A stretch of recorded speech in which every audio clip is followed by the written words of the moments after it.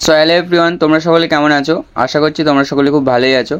তো আজকের ভিডিওটি হলো ক্লাস 12-এর যে পলিটিক্যাল সায়েন্স রয়েছে, এই পলিটিক্যাল সায়েন্সের গুরুত্বপূর্ণ কিছু এমসিকিউ এবং এসিকিউ প্রশ্ন নিয়ে এই ভিডিওটিতে আলোচনা করা হবে। তোমাদের যে তৃতীয় অধ্যায়টি রয়েছে, এই তৃতীয় অধ্যায় থেকে যে কটি গুরুত্বপূর্ণ এমসিকিউ এবং এসিকিউ প্রশ্ন ছিল, সেই সমস্ত প্রশ্ন নিয়েই আজকের এই ভিডিওটিতে যে কটি গুরুত্বপূর্ণ প্রশ্ন দেখানো হবে, এখানে তোমরা একটি প্রশ্নও বাদ দেবে না। তোমাদের পরীক্ষার জন্য এই প্রশ্নগুলি খুবই গুরুত্বপূর্ণ একটি প্রশ্ন। তাই আর বেশি দেরি করবো না, ভিডিওটা শুরু করছি। ভিডিওটা শেষ পর্যন্ত দেখো। তো এই ভিডিওটিতে তোমরা দেখতে পাবে তোমাদের তৃতীয় অধ্যায় থেকে গুরুত্বপূর্ণ এমসিকিউ এবং এসিকিউ প্রশ্নের সাজেশন। তোমরা যদি আগের অধ্যায়ের সাজেশন পেতে চাও তাহলে চ্যানেলে ঢুকে চেক করতে পারো, ওখানে তোমরা পেয়ে যাবে। এবং পরবর্তী দিনে তোমাদের অন্যান্য যেসব সাবজেক্ট রয়েছে সেই সাবজেক্টেরও আমি সাজেশন ভিডিও ছাড়বো, সেই জন্য চ্যানেলটি সাবস্ক্রাইব করে রাখো। তো প্রথম প্রশ্নটি হলো, ভারত পরীক্ষামূলকভাবে পরমাণু বিস্ফোরণ ঘটায় কবে? 1998 সালে। 2.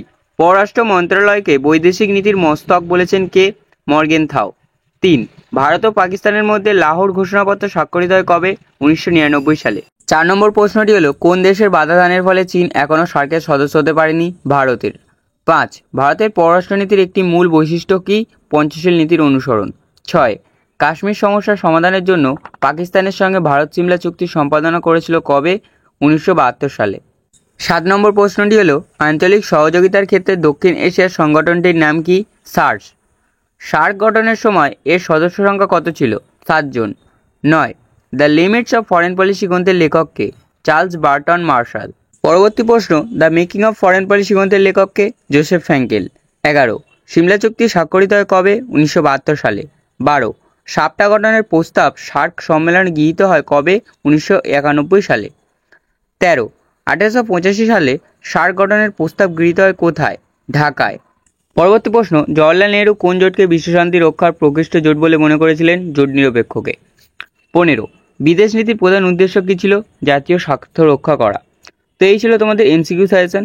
এখান থেকেই তোমাদের 3 নম্বর অধ্যায় থেকে যে কটি এমসিকিউ প্রশ্ন আসার এর মধ্যে থেকেই আসবে, এর বাইরে থেকে কোনো এমসিকিউ প্রশ্ন আসবে না।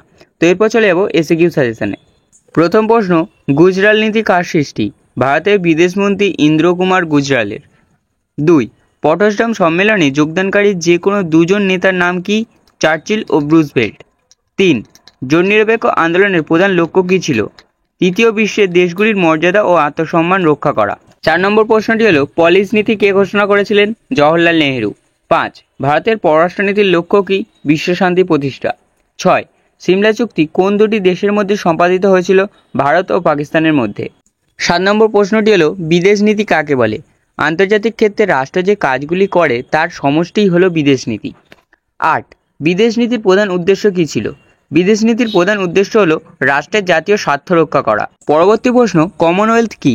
কমনওয়েলথ হলো স্বাধীন রাষ্ট্রগুলির এক স্বেচ্ছামূলক প্রতিষ্ঠান। পরবর্তী প্রশ্ন, সার্কের একটি দুর্বলতা চিহ্নিত করো। সদস্য রাষ্ট্রগুলির অভ্যন্তরীণ বিবাদ। 11. আন্তর্জাতিক ক্ষেত্রে একটি নিরপেক্ষ রাষ্ট্রের নাম উল্লেখ করো। সুইজারল্যান্ড। 12. সার্কের সনদে মোট ধারার সংখ্যা কটি? 10টি। 13. সার্কের যে কোনো 4টি সদস্য রাষ্ট্রের নাম লেখো। ভারত, বাংলাদেশ, শ্রীলঙ্কা, নেপাল, ভুটান। পরবর্তী প্রশ্ন, ভারতের পরমাণু নীতির মূল কথা কি? প্রথমে আঘাত নয়। 15. গ্যাট কি অথবা গ্যাটের পুরো নাম কি?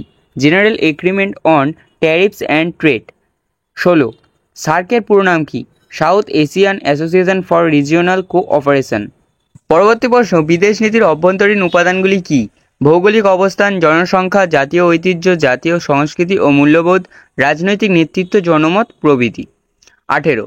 সার্ক কবে উদ্ভব হয় অথবা কবে সার্ক প্রতিষ্ঠিত হয়েছিল? 1985 সালে 8ই ডিসেম্বর। এরপর সাপটা বলতে কী বোঝো? সাপটা হলো সার্কভুক্ত দেশগুলির জন্য বিশেষ সুবিধাপ্রাপ্ত বাণিজ্যিক এলাকা গঠনের একটি উদ্যোগ, এটিকেই সাপটা বলা হয়। তো আজকে শেষ প্রশ্ন, প্রকৃত অর্থে জোট নিরপেক্ষতা বলতে কী বোঝায়? জাতীয় স্বার্থ অনুযায়ী স্বাধীন নীতি অনুসরণকে জোট নিরপেক্ষতা বলে। তো এই ছিল তোমাদের তৃতীয় অধ্যায় থেকে এমসিকিউ এবং এসিকিউ সাজেশন। আশা করছি তোমরা সকলেই বুঝতে পেরেছো যে এক একটি প্রশ্ন কতটা গুরুত্বপূর্ণ। তাই এখানের একটি প্রশ্ন তোমরা বাদ দেবে না, এখানের প্রতিটি প্রশ্ন তোমরা গুরুত্ব সহকারে পড়ে যাবে।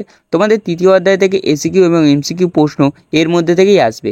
তো আজকের ভিডিওটা এইটুকু ছিল। ভিডিওটা কেমন লাগলো কমেন্টে জানাতে অবশ্যই ভুলবে না। আর ভিডিওটা যদি ভালো লাগে ভিডিওটিতে একটি লাইক করে চ্যানেল নতুন হলে চ্যানেলটি সাবস্ক্রাইব করে দেবে। দেখা হচ্ছে পরের কোনো ভিডিওতে।